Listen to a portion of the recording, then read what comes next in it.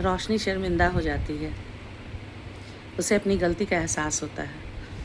उसे लगता है उसने जो भी किया वो बहुत गलत किया, उसे वैसा नहीं करना चाहिए था, पर अब तो जो होना था हो चुका था। सरिता अपने पति के साथ बहुत झगड़ती है, बहुत झगड़ा करती है, तेज़ तेज़ आवाज़ में बोलती है। घर के सभी लोग आ जाते हैं।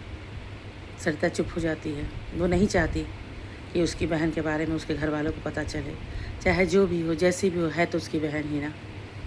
सरिता चुप हो जाती है। घर वाले पूछते रह जाते हैं, क्या हुआ, क्या बात है, बोलो बोलो।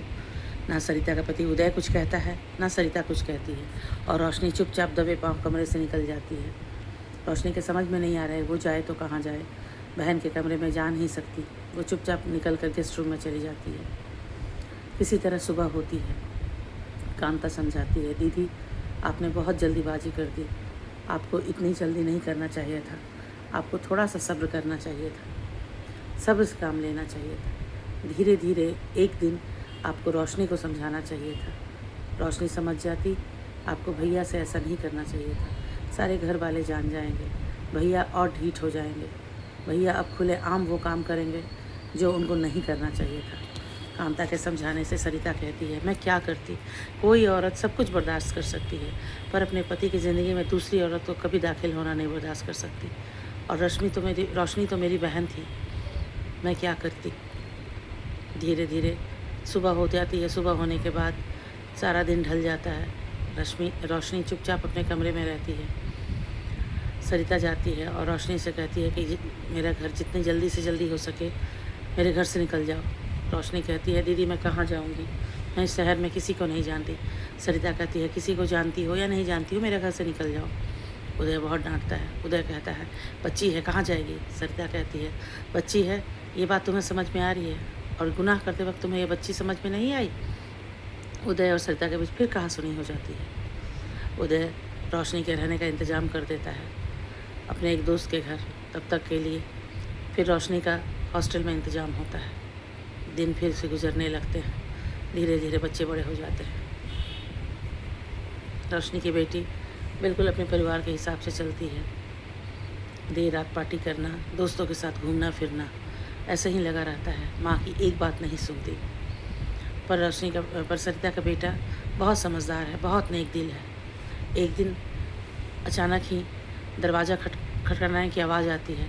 सरिता देखती है, रात के लगभग 10:30 बज रहे हैं। सरिता सोचती है, इस वक्त कौन आ गया। दरवाज़ा खोलती है तो देखती है उसका बेटा एक लड़की को लेकर घर में आया है। सरिता बोलती है, इस वक्त कौन आ गया। सरिता बोलती है, ये कौन है। बेटा बोलता है, माँ पहले हमें अंदर आने दो। अंदर आती है। अंदर आकर बताता है कि माँ इसका नाम विद्या है, वहीदा है, और मैं इससे प्यार करता हूँ। सरिता सन्न रह जाती है। बोलती है, वहीदा मतलब।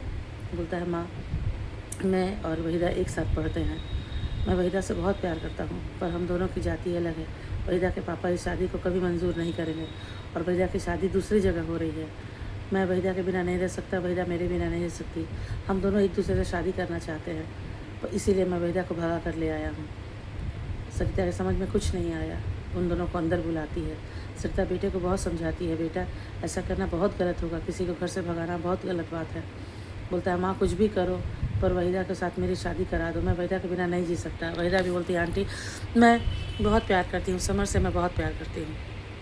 वहीदा और समर को अंदर ले आकर के एक कमरे में रखती है, उनसे बात करती है, खाने को देती है, और उसके बाद चुपचाप उन लोगों को बोलती है कि तुम लोग कमरे में रहो, मैं पापा से बात करती हूँ।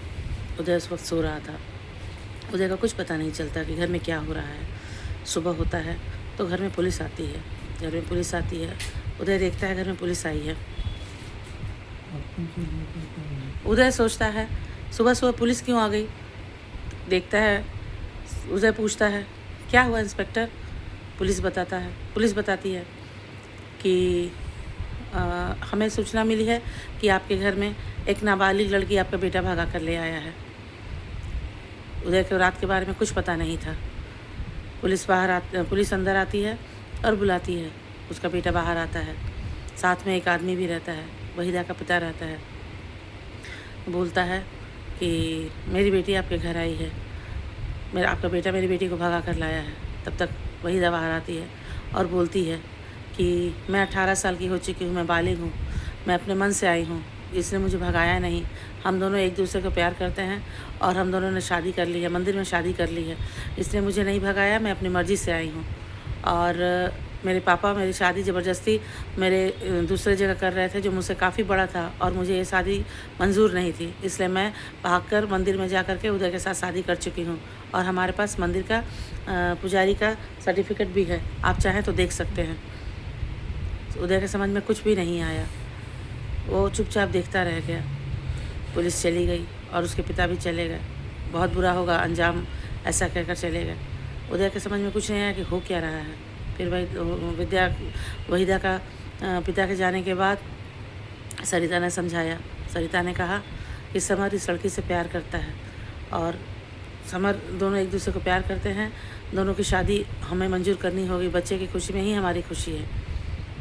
उदय ने कुछ नहीं कहा, उदय चुपचाप कमरे में चला गया। इधर सरिता की बेटी दिन रात दोस्तों के साथ पार्टी करना, पढ़ाई में कम ध्यान देना, दोस्तों के साथ पार्टी करना, घूमना फिरना, बस इसी में उसकी ज़िंदगी बीत रही थी। गलत संगत में पड़ गई थी, उसके दोस्त भी अच्छे नहीं थे। कहानी आज की इतनी ही, आज की कहानी इतनी ही, आगे की कहानी कल बताऊंगी।